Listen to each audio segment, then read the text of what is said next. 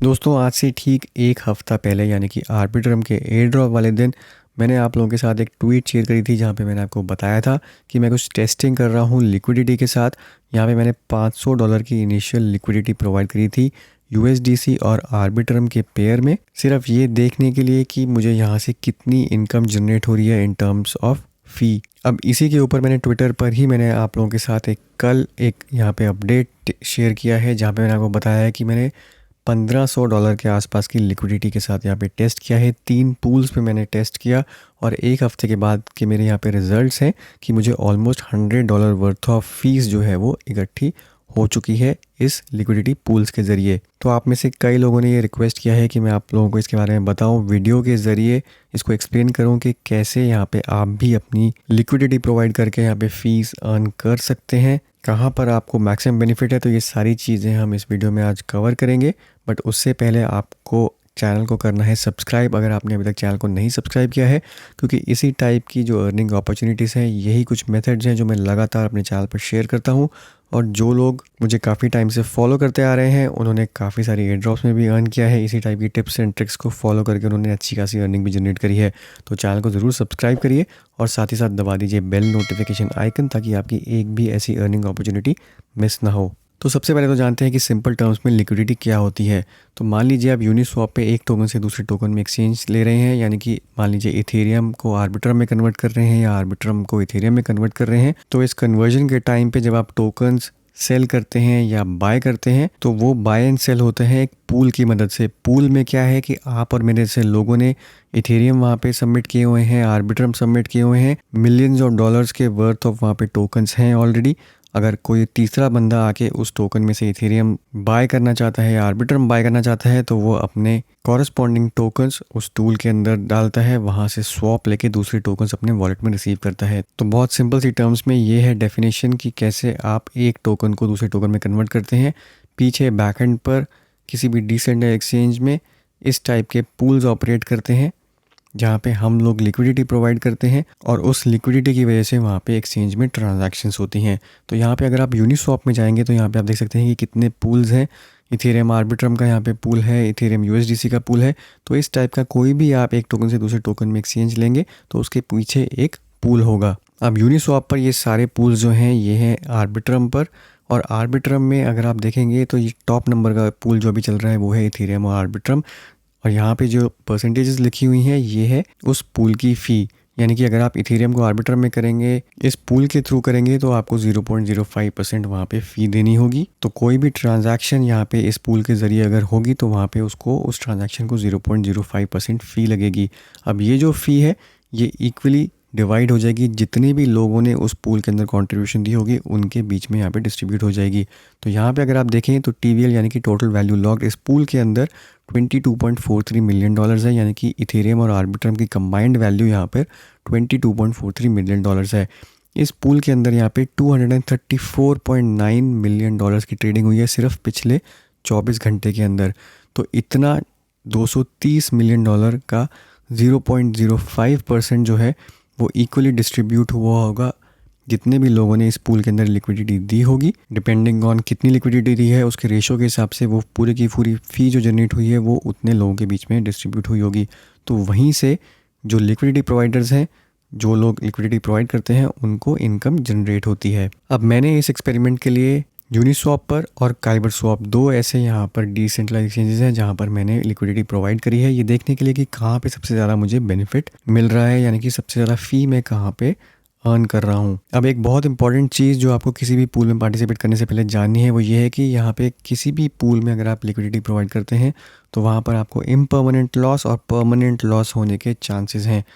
Impermanent loss simple सी terms में ये है कि मान लीजिए आपने इथेरियम और आर्बिट्रम के पूल में यहाँ पे लिक्विडिटी प्रोवाइड करी है, आपने इक्वल अमाउंट्स में आर्बिट्रम वहाँ पे टोकन्स डाले हैं, इक्वल अमाउंट में यहाँ पे इथेरियम टोकन डाले हैं।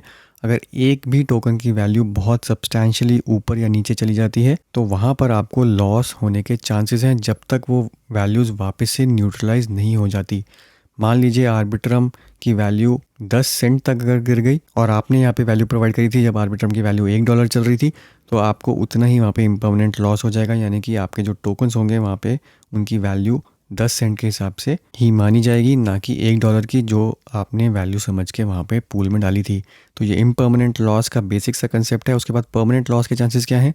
मान लीजिए आपने कोई ऐसा यहाँ पे टोकन यूज़ कर लिया जिसके अंदर आपने लिक्विडिटी प्रोवाइड कर दी, जो कि स्कैम टोकन निकला, वो पूरा का पूरा ड्रेन हो गया, उसकी वैल्यू ज़ीरो हो गई। तो वहाँ पर आपको जितनी भी आपने लिक्विडिटी प्रोवाइड करी होगी वो पूरी की पूरी ज़ीरो हो जाएगी, उसके कभी भी चांसेस रिकवर होने के नहीं होंगे। तो वहाँ पे आपको पूरा पूरा लॉस हो सकता है। तो आपको सबसे पहले तो इंश्योर करना है कि किसी भी ऐसे टोकन के अंदर लिक्विडिटी ना डालें जो बहुत ज़्यादा वॉलेटाइल हो या फिर जो स्कैम होने के चांसेस हो। ऐसे टोकन से बच के रहें और यहाँ पे लिक्विडिटी डालना बिल्कुल भी एडवाइजेबल नहीं है।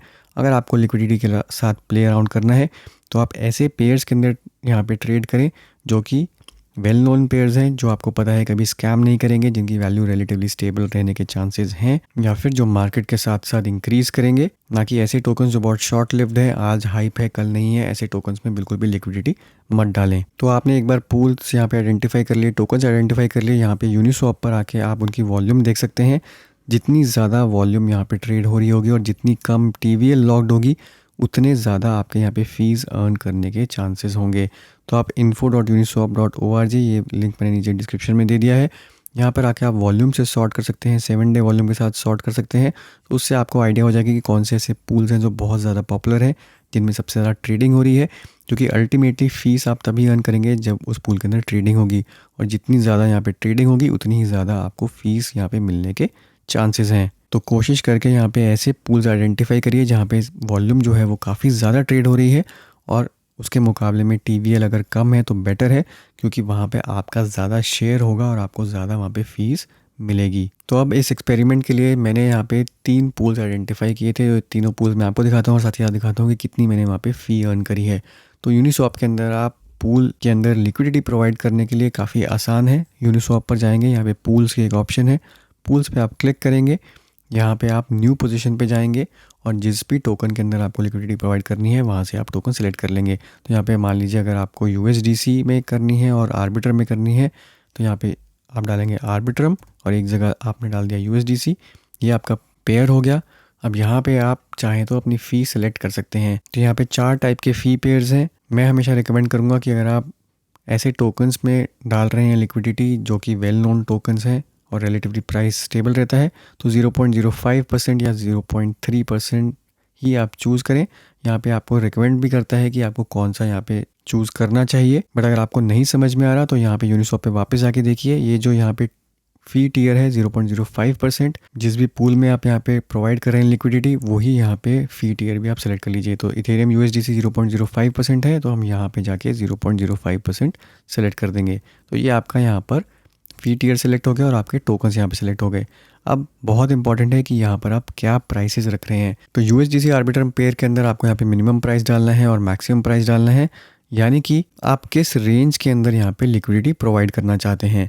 इसका मतलब ये हुआ कि आप किस रेंज के अंदर लिक्विडिटी प्रोवाइड कर रहे हैं। मान लीजिए कि आप आर्बिट्रम की वैल्यू $1 से $1.20 के बीच में ही ट्रेड करना चाहते हैं, उससे नीचे आप नहीं ट्रेड करेंगे, उसके ऊपर आप लिक्विडिटी प्रोवाइड नहीं करेंगे। तो आपको यहाँ पे रेंज स्पेसिफाई करनी है जो यहाँ पे वैल्यू दे रही है आर्बिट्रम के टोकन को, $1 मिनिमम वैल्यू और मैक्सिमम वैल्यू यहाँ पर $1.20। तो उसके हिसाब से ही यहाँ पर आपको रेंज जो है वो आके सेट करनी है। जितनी टाइट रेंज होगी उतनी ज़्यादा आपको यहाँ पे बेनिफिट होगा और उतना ज़्यादा आपको नुकसान होने के चांसेस भी कम है। क्योंकि मान लीजिए कल को आर्बिट्रम की वैल्यू अगर ज़ीरो भी चली जाती है, क्योंकि आपने मिनिमम यहाँ पे वैल्यू $1 ही रखी है, तो आपकी जो वैल्यू है लिक्विडिटी की वो ज़ीरो नहीं होगी, क्योंकि आर्बिट्रम आपने मिनिमम सेट किया है कि $1 से नीचे आप लिक्विडिटी प्रोवाइड नहीं करेंगे। तो यहाँ पे अपने आप को सेफगार्ड भी कर सकते हैं। जितनी टाइट यहाँ पे रेंज रखेंगे उतना ज़्यादा आपको यहाँ पे फ़ी के अंदर बेनिफिट होगा। अगर आप कोई ऐसी रेंज यहाँ पे सेट करते हैं जो कि आउट ऑफ रेंज है, यानी कि जो करंट प्राइस चल रहा है उससे बाहर की अगर कोई रेंज है, तो आप सिंगल साइड लिक्विडिटी यहाँ पे डाल सकते हैं। जैसे देख सकते हैं कि यहाँ पे अभी जो रेंज चल रही है वो बिल्कुल आउटसाइड द करंट प्राइस है। तो यहाँ पे मुझे बोल रहा है कि मैं सिर्फ एक ही वैल्यू प्रोवाइड करूँ, एक ही टोकन प्रोवाइड करूँ जो है USDC। तो मान लीजिए यहाँ पे मैं 100 अगर डाल दूंगा तो सिर्फ इसके साथ मैं यहाँ पर एक लिक्विडिटी ऐड कर पाऊँगा। बट ये तब तक एक्टिव नहीं होगा जब तक प्राइस आर्बिट्रम का इस रेंज के अंदर नहीं आ जाता। तो जब तक प्राइस इस रेंज के अंदर नहीं आएगा मुझे कोई भी अर्निंग यहाँ पे नहीं होगी। तो आपको बेसिकली देखना है करंट प्राइस क्या चल रहा है, उसके हिसाब से आपको यहाँ पे लिक्विडिटी प्रोवाइड करनी है, ना कि कोई ऐसी वैल्यूज़, आर्बिट्री वैल्यूज़ जो कभी भी पॉसिबल नहीं है अचीव करना। मान लीजिए यहाँ पे आपने $100 डाल दिया आर्बिट्रम की वैल्यू, तो वो सालों साल तक आपकी यहाँ पे रेंज में नहीं आएगी। अगर आप जीरो से इन्फिनिटी यानी कि कोई भी वैल्यू आर्बिट्रम की चली जाए उसके हिसाब से यहाँ पे लिक्विडिटी प्रोवाइड करना चाहते हैं, तो आप सीधा यहाँ पे फुल रेंज सेलेक्ट कर देंगे। फुल रेंज में जीरो से लेकर इन्फिनिटी तक सारी वैल्यूज़ कवर हो जाएंगी। बट यहाँ पर आपको जो अर्निंग होगी वो बहुत कम होगी, क्योंकि ये बहुत वाइड रेंज है और यहाँ पर कभी भी आपकी लिक्विडिटी पूरी फुली ढंग से यूज़ नहीं हो पाएगी। तो इससे आपको अर्निंग होगी बट बहुत स्लो अर्निंग होगी। जब आप कोई रेंज सेलेक्ट कर लेते हैं जो कि प्राइस रेंज में है, करंट प्राइस से मैच कर रही है, तो अब आपको यहाँ पर 50-50 रेशो में दोनों टोकन्स प्रोवाइड करने होते हैं। यानी कि अगर आपको $100 यहाँ पे डालने हैं तो इक्वल अमाउंट ऑफ आर्बिट्रम भी आपको करंट प्राइस के हिसाब से यहाँ पर प्रोवाइड करने होंगे। तो आपके पास यहाँ पे USDC भी होना चाहिए और आर्बिट्रम भी होना चाहिए, तभी आप इस पेयर के अंदर लिक्विडिटी प्रोवाइड कर पाएंगे। अगर आपके पास ये दोनों टोकन्स अवेलेबल हैं और आप सेटिस्फाइड हैं कि आपने जो रेंज सेट करी है वो बिल्कुल ठीक है, तो आप यहाँ पर आके बस दोनों टोकन्स प्रोवाइड करके प्रोवाइड लिक्विडिटी की ऑप्शन आएगी, उसको कर देंगे तो आपकी लिक्विडिटी जो है वो एक्टिव हो जाएगी। उसके बाद आप कभी भी जाके पूल्स में अपनी लिक्विडिटी विड्रॉ कर सकते हैं। मैं आपको यहाँ पे दिखा रहा हूँ जो मेरा पूल है, मैंने आर्बिट्रम और USDC के 1% वाले के अंदर एक तो यहाँ पे डाला हुआ है, और जो भी मैंने लिक्विडिटी प्रोवाइड करी है मैं यहाँ पे कभी भी आके इसको रिमूव कर सकता हूँ। तो रिमूव लिक्विडिटी का भी यहाँ पर ऑप्शन है और इंक्रीज़ का भी। अगर मुझे इस पोजीशन के अंदर और ऐड करना है तो मैं यहाँ से इंक्रीज़ भी कर सकता हूँ। तो ये मैंने आर्बिट्रम USDC का 1% पे डाला था एक हफ़्ता पहले। यहाँ पे आप देख सकते हैं अनक्लेम्ड फीस मुझे दिखा रहा है $22.83, क्योंकि यहाँ पे रेंज जो है वो मैंने काफ़ी ज़्यादा यहाँ पे सेट करी थी। 0.5 आर्बिट्रम पर USD से लेकर मैंने 1.66 आर्बिट्रम पर USDC की रेंज डाल दी थी, और यहाँ पे करंट प्राइस है अभी 0.72। तो ये रेंज एक हफ्ते से चल रहा है यहाँ पर, और मुझे यहाँ पे $22 के आसपास अर्निंग हुई है। कभी भी आके मैं यहाँ पे कलेक्ट फीस पे क्लिक करूँगा तो ये जितने भी आर्बिट्रम यहाँ पे शो कर रहे हैं और जितने भी USDC यहाँ पे शो कर रहे हैं वो मेरे वॉलेट में आ जाएंगे। तो अल्टीमेटली ये मेरी यहाँ पर अर्निंग है।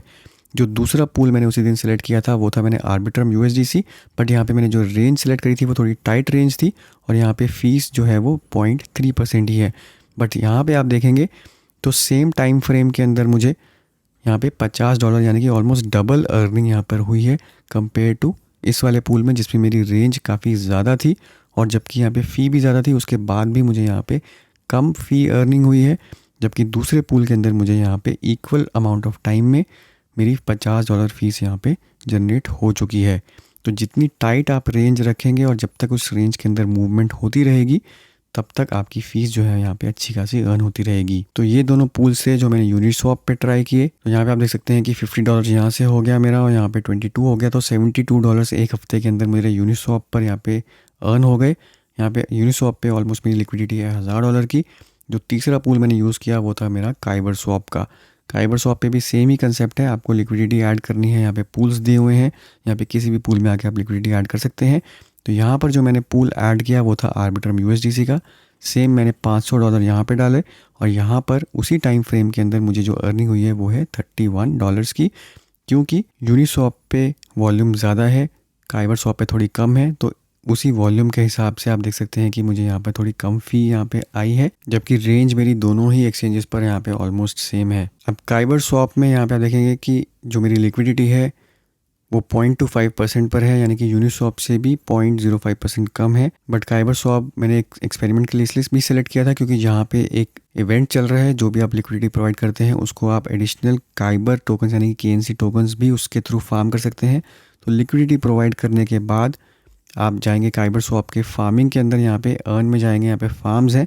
फार्म्स पे जब आप क्लिक करेंगे तो यहाँ पर आप इसको अपने लिक्विडिटी को आके स्टेक कर सकते हैं और वहाँ पे आपको एडिशनली यहाँ पे अलग से KNC टोकन्स रिवॉर्ड में मिलने लग जाते हैं। तो यहाँ पे आप देख सकते हैं कि मेरे रिवॉर्ड्स अभी उसी पोजीशन के लिए $12 एक्स्ट्रा हैं यहाँ पर KNC टोकन्स की टर्म्स में। तो इफेक्टिवली अगर आप यहाँ पे देखेंगे तो मुझे यहाँ पे $31 पूल फीस की अर्निंग यहाँ पे जनरेट हुई है और यहाँ पे $12 हो चुके हैं मेरे अलग से एडिशनल KNC की टर्म्स में रिवॉर्ड्स में। तो इसी की वजह से मेरी ऑलमोस्ट जो अर्निंग है यूनिस्वैप के मुकाबले में सेम ही हुई है। अब फाइनली कंक्लूजन में मैं आपको यही रिकमेंड करूँगा कि अगर आपको लिक्विडिटी के साथ खेलना है तो आप यूनिस्वैप पर ही प्रोवाइड करें, क्योंकि सबसे ज़्यादा वॉल्यूम यूनिस्वैप पर ही है। और जितना ज़्यादा हो सके अपना जो रेंज है वो मिनिमम से मिनिमम रखिए, यानी कि ज़्यादा मूवमेंट उसमें मत रखिए। और रेंज आपको इस हिसाब से अज्यूम करनी है जिसमें मैक्सिमम मूवमेंट काफ़ी लंबे समय तक चलती रहेगी। तो जो मैंने यहाँ पे रेंज सेट करी है वो पिछले एक हफ्ते से इसी रेंज के अंदर प्राइस घूम रहा है और उसी की वजह से मेरे यहाँ पे अर्निंग भी जनरेट हो रही है। तो ये किसी भी टोकन के साथ आप एनालाइज करके कर सकते हैं। ज़रूरी नहीं है कि आपको आर्बिट्रम और यूएसडीसी के अंदर ही करना है, बट आर्बिट्रम मैंने इसलिए सेलेक्ट किया था क्योंकि आर्बिट्रम नया लॉन्च हुआ है और सबसे ज़्यादा वॉल्यूम इसी टोकन के अंदर अभी फ़िलहाल ट्रेड हो रही है। तो होपफुली दोस्तों इस वीडियो की माध्यम से आपकी काफ़ी चीज़ें क्लियर हो गई होंगी, आपको समझ में आ गए होंगे बेसिक्स कि आपको कैसे लिक्विडिटी देनी है और कैसे बेसिक फंडामेंटल्स हैं लिक्विडिटी प्रोवाइडिंग के। बट अल्टीमेटली आपको खुद अपने डिसीजंस लेने हैं क्योंकि यहाँ पे लॉस होने के चांसेस भी हो सकते हैं। तो दोस्तों ये था मेरा आज का वीडियो, उम्मीद करता हूँ आपको पसंद आया होगा। वीडियो को जरूर लाइक करिए, शेयर करिए, चैनल को सब्सक्राइब करना ना भूलिए। मिलता हूँ मैं आपसे अगले वीडियो में, तब तक के लिए हैव अ सेफ इन्वेस्टमेंट।